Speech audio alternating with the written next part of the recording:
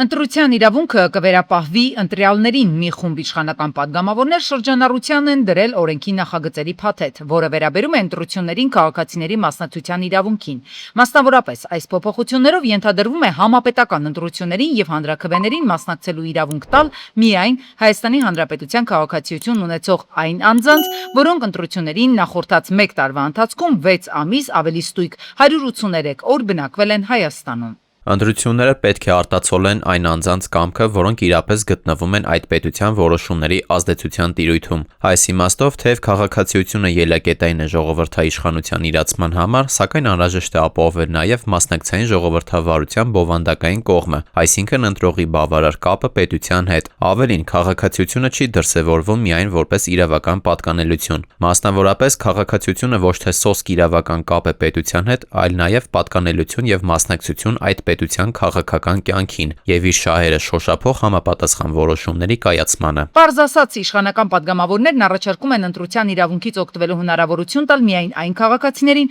որոնք նրանց կարծիքով ընտրություններին մասնակցության հետևանքները զգալու են իրենց մաշկի վրա։ Ճիշտ է, չի բացառվում, թե 6 ամսվա փոխարեն, ասենք 5 ամիս երկրում անցկացրած մարդը ինչու իր ընտրության ազդեցությունը պիտի չզգա իր մաշկի վրա։ Ժողովրդաիշխանության իրացման առանցքային եղանակներին մասնակցությունը օբյեկտիվորեն առավել արդարացված կարող է լինել այն քաղաքացու համար, ում համար տվյալ պետությունը հանդես է գալիս որպես հիմնական շահերի կենտրոն, դրան համապատասխան հետևանքներով հանդերձ։ Քաղաքացին ոչ միայն մասնակցում է հանրային իշխանության ձևավորմանը, այլև ստանձնում է այդ իշխանության գործունեության հետևանքները կրելու պատրաստակամություն, ներգրավվելով այդ իշխանության նկատմամբ ժողովրդավարական վերահսկողությանը։ 6 ամիս ընտրությունից առաջ գտնվելը դեռ չի երաշխավորում, որ ընտրությունից հետո շարունակես ապրել այդ երկրում։ Սա ակնհայտ անհամաչափ սահմանափակում է ընտրության իրավունքին, որը չի համապատասխանում ոչ մեր սահմանադրությանը, ոչ էլ միջազգային ստանդարտներին։ Շատ երկրներում անգամ երկրում չապրող քաղաքացիները ունեն ընտրելու իրավունք։ Օրինագիծն այս չի դրվել հանրային քննարկման եւ չի ուսումնասիրվել աշխարհում այս ոլորտում ընդունված փորձը, նշում են իրավապաշտպանները։ Սա մարդու իրավունքի էական սահմանափակում է, որը հապճեպ ընդունել չի կարելի։ Դրա համար անհրաժեշտ է հանրային կոնսենսուս։ Նմանատիպ ցենզեր լինում են, օրինակ, տեղական ընտրությունների համատեքստում, համայնքային, այնտեղ կա տրամաբանություն, որ դու պետք է համայնքում ապրես ու դրա համար իրավունք ստանաս ընտրելու, թե այդ համայնքը ով է ղեկավարելու։ Ու դա միջազգային կրկին միջազգային տենց լավ պրակտիկաների տեսանկյունից ընդունելի մոտեցում է։ Մեծ հաշվով պարզ չէ, թե ինչու 6 ամիս, որտեղից է վստահությունը, որ ավելի երկար ժամանակ երկրից բացակայած մարդն իր վրա չի կրում իր ընտրության պատասխանատվությունը կամ հետևանքը, որ հեռավորության պատճառով տեղյակ չէ երկրում քաղաքական օրակարգերից եւ այլն։ Հայաստանում բարբերաբար լինում են արտահերթ ընտրություններ նաև։ Այսինքն անգամ դա մարդիկ չեն կարող պլանավորել եւ երաշխավորել, որ Հայաստանում կլինեն, եթե ուզում են անպայման մասնակցեն ընտրություններին։ Էլ չասենք, որ Հայաստանից կարող են մարդիկ բացակայել ինչ որ ժամկետով,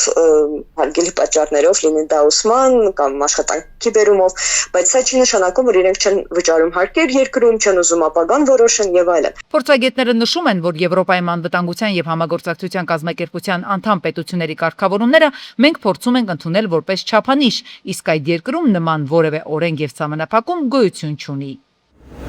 14 միլիարդ 531 միլիոն դոլար։ Սա 2025 թվականի վերջի դրությամբ Հայաստանի Հանրապետության պետական պարտքի ընդհանուր ցուցանիշն է, որը դրամային արտահայտությամբ կազմել է 5 տրիլիոն 541 միլիարդ դրամ։ Ուշագրավ է, որ պետական պարտքի կառուցվածքում շարունակում է ընդլայնվել դրամային եւ ներքին պարտքի տեսակարար կշիռը։ Մասնավորապես ներքին պարտքի համամասնությունը նախորդ տարվա 52%-ից աճել է, հասնելով 53%։ Ֆինանսական շուկայում տոկոսադրույքների բարձր մակարդակով պայմանավորված արձանագրվել է նաև միջնաժամկետ պարտքի շարունակական աճ։ Այս համատեքստում ֆինանսների նախարարը հերքում է հնչողային քննադատությունները, թե կառավարությունը պարբերաբար նոր պարտքային միջոցներ է ներգրավում ընթացիկ բյուջետային ծախսերը հոգալու համար։ Վերջի 5 տարիների ընթացքում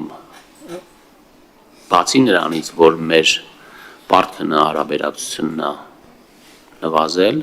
նաև մեծացել է դրամային պարտքի կշիռը, ինչը էապես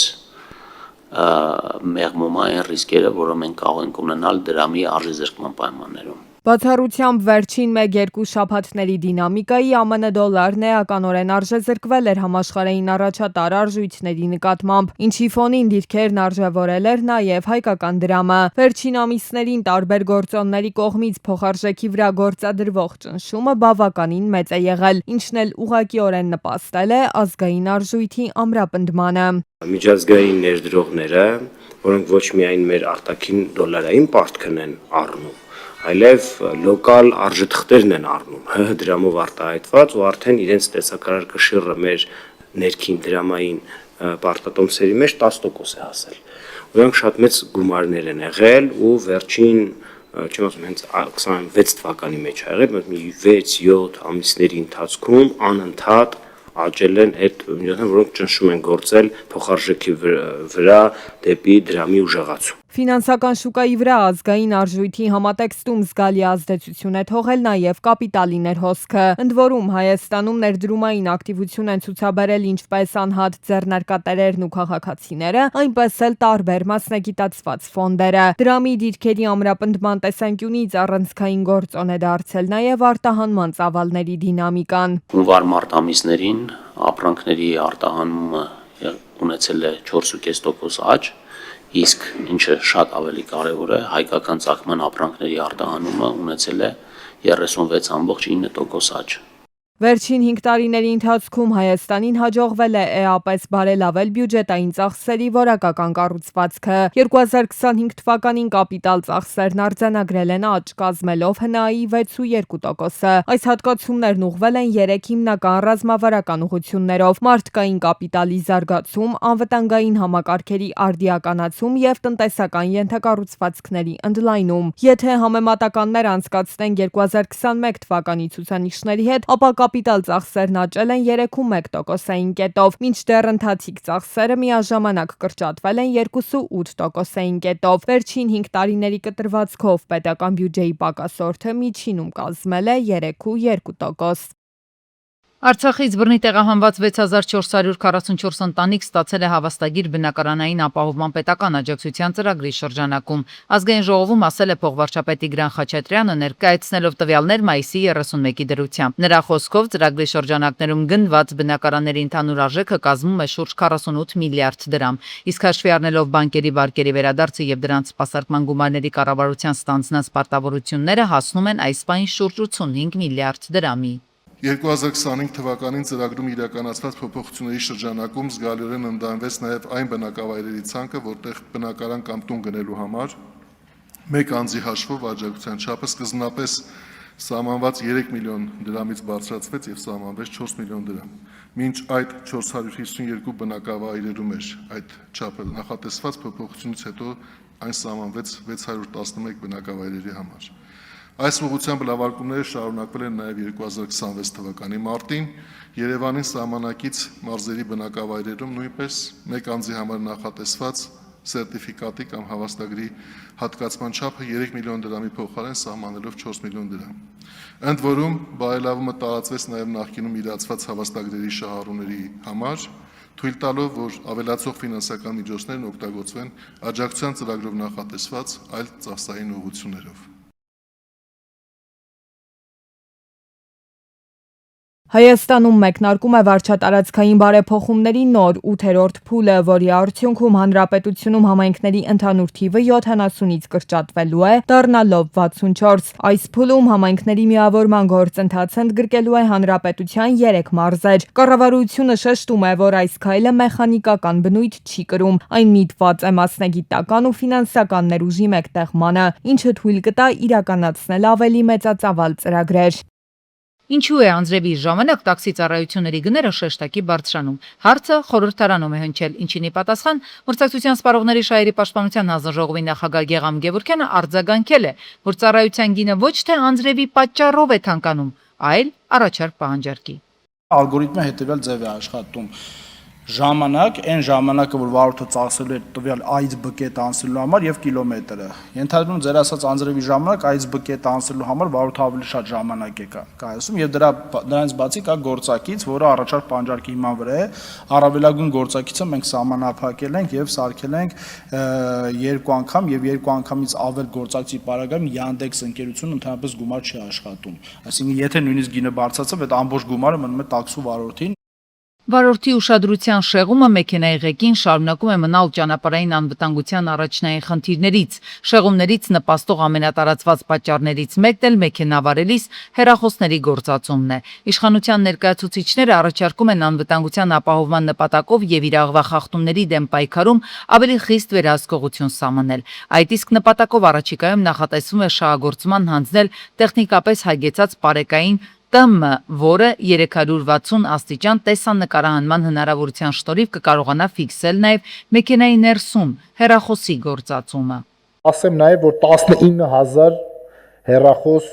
օգտագործելու ուրեմն դեպքեր են արձանագրել, անցած տարի շուրջ 40000 նման դեպք են ունեցել։ Բայց մենք այս դեպքերը հակ ունենանք, եթե մենք սրա արմատներին, այսպես ասած, չկպնենք։ Այս որոշումը սակայն հանրության կողմից միանշանակ չընդունվեց, եթե ոմանք այն սկսեցին գնահատել որպես ճանապարհային անվտանգության բարձրացման ուղղված անհրաժեշտ քայլ, ապա մյուսներին սկսեցին հետաքրքրել վերահսկողության նոր մեխանիզմների սահմանները եւ դրանց կիրառման իրավական ու գործնական կողմերը։ Մասնագետների դիտարկմամբ հետազոտությունները վկայում են, որ հեռախոս օգտագործելիս մարդու արձագանքման արագությունը շուրջ 60%-ով նվազում է։ Փորձագետները նաեւ ընդգծում են, որ պետական մարմինները չեն հրապարակում վիճակագրություն այն մասին, թե ճանապարհատրանսպորտային պատահարների քանի տոկոսն է պայմանավորված եղել վարելու ընթացքում հեռախոսների օգտագործմամբ։ Հեռախոսը որպես պատճառ, դա ոչ միտեղ չի նշվում, ոչ փորձագետների մոտ, ոչ քրեական գործում, ոչ միտեղ։ Դա հիմք չի լինում։ Բայց իրականում խթանման, դանդաղ ընթացքի ու նաև վթարների մեծամասնության պատճառը այո հեռախոսներն են լինում։ Ու այդ պատճառներ կան, որոնք չեն նշվում, որովհետև այսպես ասած անապացուցելի են, էլի։ Անկախ վերահսկողության նոր միջոցներից եւ հանրային քննարկումներից մասնագետները մեկ հարցում համակարծիք են. ճանապարհային անվտանգության կանոնների պահպանումը մարդկային կյանքեր փրկելու ամենաարդյունավետ միջոցն է մնում։ Իսկ մեքենայի ղեկին յուրաքանչյուր վայրկյան կարող է դառնալ ճակատագրական, եթե վարորդը մոռանա, որ ճանապարհին պատասխանատու է ոչ միայն իր, այլև երթևեկության մյուս մասնագետների անվտանգության համար։ Ըստ Անտիկորի ստացած տեղեկությունների առողջության համընդհանուր ապահովագրության շրջանակում բժշկական ծառայությունների հատուցումների համար նախատեսված բյուջեն սպառվել է կամ մոտ է սպառման, ինչի հետևանքով վերջին շաբաթներին 60000 դրամից բարձր հատուցումները մի մասը մերժվում են կամ սառեցվում։ Եթե այս տեղեկությունները հաստատվեն, ապա խոսք կլինի ոչ թե տեխնիկական խնդրի, այլ համակարգի ֆինանսական կայունության առաջին լուրջ փորձության մասին։ Մասնագետները զգուշացնում են, որ նման իրավիճակը կարող է ֆինանսական ճնշման տակ դնել բուժհաստատություններին, մեծացնել ընտրովի հատուցումների եւ ստվերային վճարների ռիսկերը։ Մինչդեռ առանցքային հարցերը մնում են անպատասխան։ Արդյոք բյուջեն իսկապես սպառվել է եւ ինչպես են ընտրվում մերժվող դեպքերը։ Ստեղծված իրավիճակում անհրաժեշտ է ապահովել առավելագույն թափանցիկություն եւ հանրային հաշվետվողականություն։ Հասարակությունը պետք է ստանա հստակ պատասխաններ հատուցումների բյուջեի վիճակի, մերժումների ծավալի եւ համակարգի ֆինանսական կայունության վերաբերյալ, քանի որ առողջության համընդհանուր ապահովագրության արդյունավետությունը մեծապես պայմանավորված է քաղաքացիների վստահությամբ եւ պետության ստանձնած պարտավորությունների լիարժեք կատարմամբ։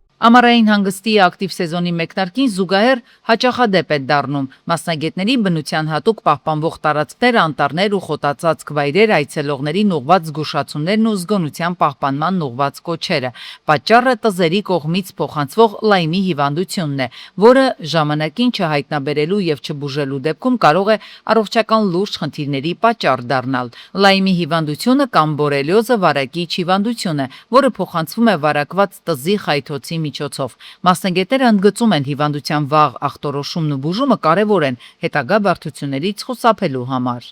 Օգտագործել միջատավանիչ միջոցներ, գրել երկաթև հագուստ, երկար տաբատ եւ գլխարկ, ուշադրել բարձր խոտածածկից եւ թփուտներից եւ դոստել հիմնականում միայն արահետներով։ Ճաշտում վերադառնալիս անպայման սննել եւ ձեզ եւ ձեր երեխաներին տվերի արկայության վերաբերյալ։ Հիմնականում տվերը լինում են մազերում, ծածկի հատվածում, ականջների հետևում, թևատակերում, աճուկային ծալքերում, հագուստի թևքերի, մանժետների տակ, կարող են լինել նաև ձեռքերի եւ ոտքերի մատների միջև։ Մասնագետների խոսքով հիվանդության հիմնական ախտանիշներից են մաշկի կարմրությունը, որը հաճախ ունենում է օղակաձև տեսք, մարմնի ջերմաստիճանի բարձրացումը, գլխացավը, ընդհանուր թուլությունը, ինչպես նաև մկանային եւ հոդային ցավերը։ Բավական ծանր հիվանդություն կարող է լինել, եթե անհրաժեշտ սիմպտոմատիկ բուժում չստանա պացիենտը։ Եվ ցանկալի է վերադառնալուց հետո լոգանտ ընդունել եւ լվանալ հագուստը պարտադիր։ Բնության մեջ անվտանգ եւ պատասխանատու հանգիստը պահանջում է իրազեկվածություն եւ կանխարգելիչ միջոցառումների պահպանում։